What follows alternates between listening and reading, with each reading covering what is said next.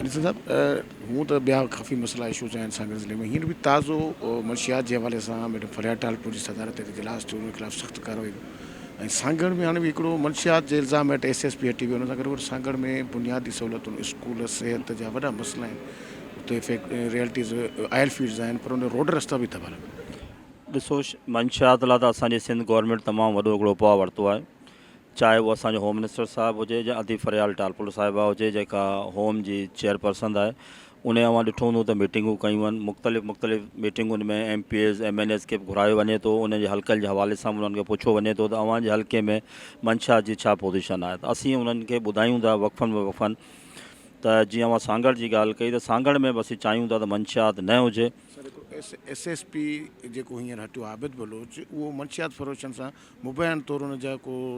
Dealer हुया उन सां राब्ते में हुन सां ॾिसो उहो उन जी तहक़ीक़ात हले पई, आबिद बलोच ते तहक़ीक़ात हले पई, सिंध गवर्नमेंट ई तहक़ीक़ात करे पई ऐं उनजो केस बि हलंदड़ आहे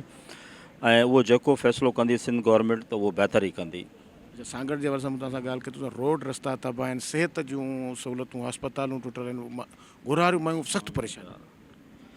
बिल्कुलु सिहत सां अवां ॾिसो पिया त मुंहिंजे ख़्याल में सिंध में जेका सिहत जे हवाले सां पोज़ीशन आहे अहिड़ी त पूरे पाकिस्तान में कोन्हे। हिते सिंध जूं जेके सहूलियतूं आहिनि उहे मुंहिंजे ख़्याल में पूरे पाकिस्तान में कोन्हनि। हिते जीअं ॻाल्हि असीं अंदरि बि कयूं था असेंबली जे अंदरि त असां गंबट ॾिसो वई, उन खां पोइ